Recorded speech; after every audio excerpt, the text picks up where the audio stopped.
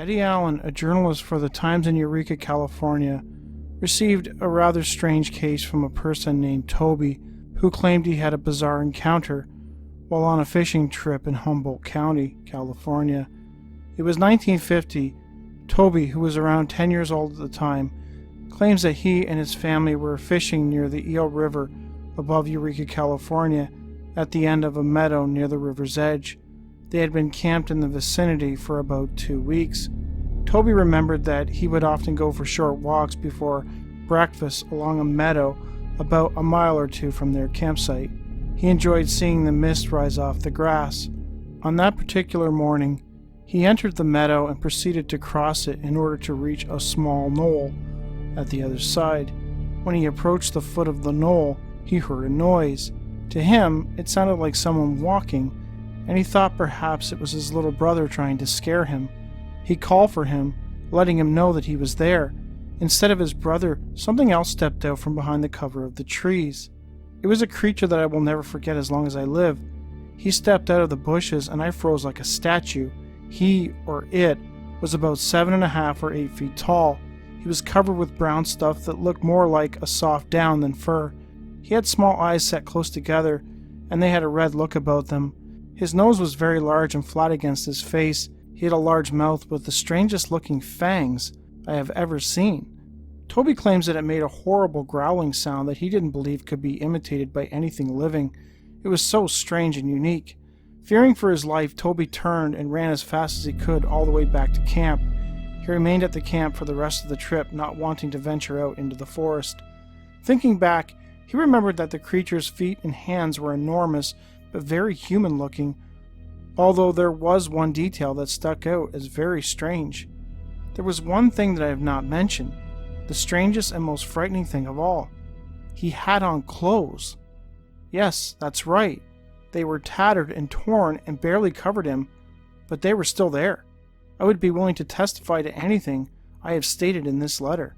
While there have been some documented cases in which Bigfoot creatures have been seen wearing clothing, often jumpsuit-type outfits, those cases are more often connected to UFOs and aliens. This case, in which the witness described the creature as wearing tattered clothing, does not seem to fit that narrative, so one has to wonder what else was going on.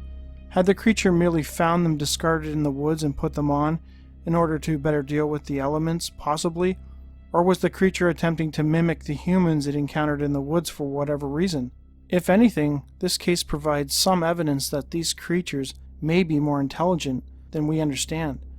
A Bigfoot-like creature was also seen with clothing in Colorado in 1998, although that case hints at something much more sinister. The witness was on a springtime camping and hiking trip through Colorado. One morning they roused from their tent to hear strange smashing sounds that seemed to be moving in the direction of his campsite. He thought possibly an angry bear was coming through the woods, and he immediately grabbed for his hiking stick.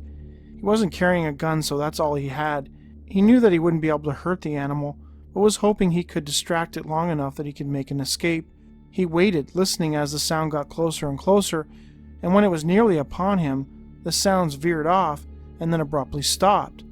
Unsure of what was going on, the man cautiously peered out of his tent and observed something standing just in the trees in front of his tent. He noticed that it had something in its hands, a type of material. I saw this big, dark, hairy shape through the trees. It looked like it was carrying something that was wearing red cloth. Then it turned and ran up this steep hill. I heard it crashing through the trees, and it sounded like a tank going 60 miles per hour up a steep slope. I wish I got a better look, but it all happened so fast. After the creature was no longer in sight, the man gathered up his things, took down his tent, and immediately left the area. The events of that day have haunted him for nearly 20 years. I got the feeling that I needed to get out of there right then. I saw something that maybe I shouldn't have. I packed up camp and hiked out of there. I'm not sure, but since then I have the feeling that red cloth may have been a t-shirt. I think that big thing was carrying an abducted child. Of course, anyone who reads David Paulides' Missing 411 books will have probably considered the possibility that some of the missing people in our world's forests may be connected to these hairy bipedal creatures. Randy Savage of Mid-America Bigfoot Research Center, in an interview on a 2015 episode of Ridgewalker Radio, stated his belief that these creatures might actually be taking people. I would encourage everyone to read those books. I certainly don't want to put money in his pocket, but I'm telling you, something happened to me 2 years ago while talking with a lady that completely solidified in my mind that some of these creatures are responsible for some of those missing in those 411 books. I have no doubt. According to Savage, the mother of a friend spoke to him about something she saw in the 1960s while camping with her family in Chehalis, Idaho. The woman, Christine, claims that she, her husband Garland, and her 3-year-old son Brian were camping on some land owned by Christine's parents. They had a cabin up there. On that day, Christine was sitting up on a hill with her back to the woods, watching as Brian and Garland fished down the stream. They were all laughing and talking. She was yelling down to them from the top of the hill. At some point, Christine heard something moving in the woods behind her. I heard a slight shuffle to my left. I looked over my shoulder, and right there, this thing was 2 feet from me. Christine described the creature as having a face that seemed to be in between a gorilla and a man. She even referred to it as Gorilla Man when speaking to Randy.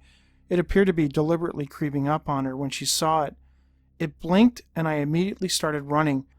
I took off screaming and ran down the hill. I ran by Garland and Brian. I was so terrified I couldn't even tell them. I left them there to die. I had to get to the cabin for safety. This account didn't sit well with Randy, and he began to rethink the nature of these creatures that he had spent so much of his life researching. I said to myself, why does a Bigfoot need to get that close to a blonde-haired lady that was sitting with her back to a tree? Why couldn't he not see her from 50 feet away or 100 feet away? Why did he need to get right up next to her? I have a feeling that she was one step away from being a missing 411 story.